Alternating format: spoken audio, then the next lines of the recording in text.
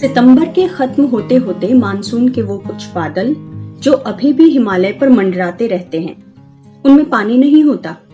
वो अजीब आकार ले लेते हैं। आकाश पर एक दूसरे का पीछा करते हुए दर्शनीय डूबते सूरज के आकारों में लुप्त हो जाते हैं। मुझे पहाड़ियों पर हमेशा ही वर्षा का ये समय सबसे बढ़िया लगता है। धूप से खिली पहाड़ की ढलानें तब हरी लगती हैं, हवा साफ होती है।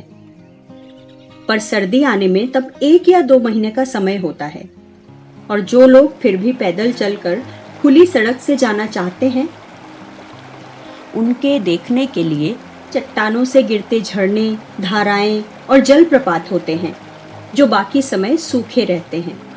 पिछली मई में जो छिपकली ग्रेनाइट के धूप से तपते पत्थर पर आराम कर रही थी, अब वो वहां नहीं थी, पर उसकी जगह चित्तेदार कांटेदार पूंछ वाली चिड़िया शान से नदी के बीच शिलाखंडों पर फुदक रही थी, और चिश्चिर की कर्कश आवाज की जगह झिंगुर व टिड्डे का मंद मंद कांपता हुआ स्वर सुनाई दे रहा था। शायद आपको पता हो कि चिश्चिर अपने पैरों से अपना संगीत निकालते हैं, जो वायलिन के गजों की तरह उनके शरीरों के सामने हिलते हैं। ये किसी बजते हुए ऑर्केस्ट्रा की तरह होता है, लेकिन कभी भी उसमें एक स्वर या सामंजस्य नहीं होता।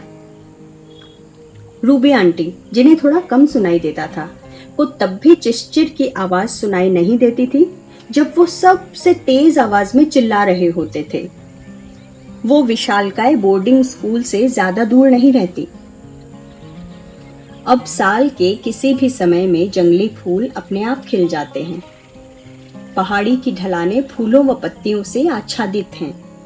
जंगली अदरक की टहनियां, मूर्वा की गुच्छियां और सहस्त्र पर्णों की सपाट गुच्छियां अपने शानदार सफेद गोलों व कांटेदार फलों के साथ धतूरा हर जगह पैदा हो जाता है, और जंगली वन्य लताओं की डंडियों से गांव के लड़के अपनी बांसुरी बनाते हैं।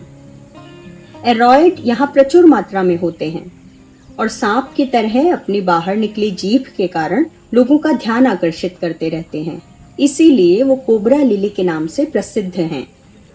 सांप की जीभ मक्खियों आदि के बैठने की उपयुक्त जगह है, जो स्पाइक के तल पर निहित द्रव की तलाश में नर फूलों के ऊपर मंडराती हैं, और फिर उसे पाने के बाद मादा फूल का बीज डालने में कामयाब हो जाती हैं। ये देखकर तो लगता है कि केवल मनुष्य को ही शराब पीने की लत नहीं लगती।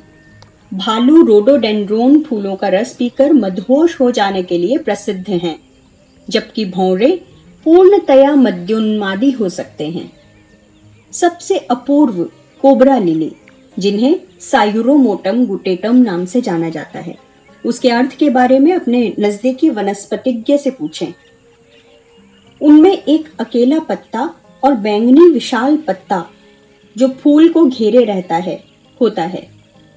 जब बीज बनता है तो वो अपनी डंडियों को अंदर कर लेता है, और जब बारिशें खत्म हो जाती हैं और मिट्टी ज्यादा गीली नहीं होती, वो उसे फिर ऊपर खड़ा कर देता है, और तब उस पर नारंगी रंग के बेर लगते होते हैं।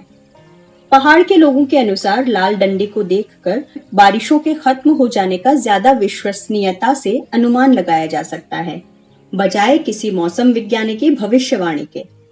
यहाँ ऊपर जमुना और भागीरथी के बीच आने वाली श्रृंखलाओं पर हमें डंडियों के निकलने के बाद पता चल जाता है कि 15 दिन बाद मौसम सुहाना हो जाएगा। पर हिमालय में होने वाले किसी अन्य फूल की अपेक्षा मुझे कमेलिना ज्यादा आकर्षित करता है। इसका रहस्य है उसका रंग एकदम नीला, जो आकाश की गहरी नीलिमा को प्रतिबिंबित करता प्रतीत होता है। बारिशों के खत्म होने के समय पता नहीं यह कहां से उगाता है, और करीब 2 हफ्तों तक पहाड़ी की ढलानों की शोभा बढ़ाता है, और अगली बारिशों तक फिर लुप्त हो जाता है। जब मैंने पहला कमेलिना देखा था तो उसके सामने अवाक सा खड़ा रह गया था, और जब मैं उसे निहार रहा था तो मानो दुनिया ही रुक गई थी। उसके सौम्य सुंदरता में मैं इतना लीन हो गया था कि दुनिया की हर चीज की वास्तविकता पर संदेह करने लगा था। लेकिन पल भर के लिए ही ट्रकों के हॉर्न के शोर ने मुझे याद दिलाया कि मैं पहाड़ी स्थल से बाहर जाने वाली मुख्य सड़क पर आ गया हूँ। धूल का गुबार और डीजल के धुएं के झोंके इस बात की ओर इशारा कर रहे थे कि वास्तविकता के कई रूप होते हैं, और तुरंत मैं सतर्क हो गया था। यहाँ तक कि मेरा कमेलिना भी इन प्रहारों से अपने में सिकुड़ गया था। पर चूंकि वो तब भी वहां था, मैं हिम्मत करके दूसरी सड़क पकड़ने के लिए हाईवे से निकल गया। जल्दी ही मैंने नगर के शोर शराबे को पीछे छोड़ दिया था। दूसरे दिन रूबी आंटी ने क्या कहा था? 5 मिनट के लिए बिल्कुल स्थिर खड़े रहो और वो आपके ऊपर एक होटल निर्मित कर लेंगे। क्या बहुत सारी पत्नियां दुख से पागल नहीं हो गई होंगी जब उन्होंने उस नाश हो गए शहर को देखा होगा जो कभी उनका घर हुआ करता था? मुझे एक अजीब सी बेचैनी होती है कि अगर मैं पीछे मुड़कर देखूंगा तो मैं सीमेंट का खंबा बन जाऊंगा। इसलिए मैं घाटी में एक सहृदय गांव देवसरी की ओर पांव को घसीटता आगे बढ़ता गया।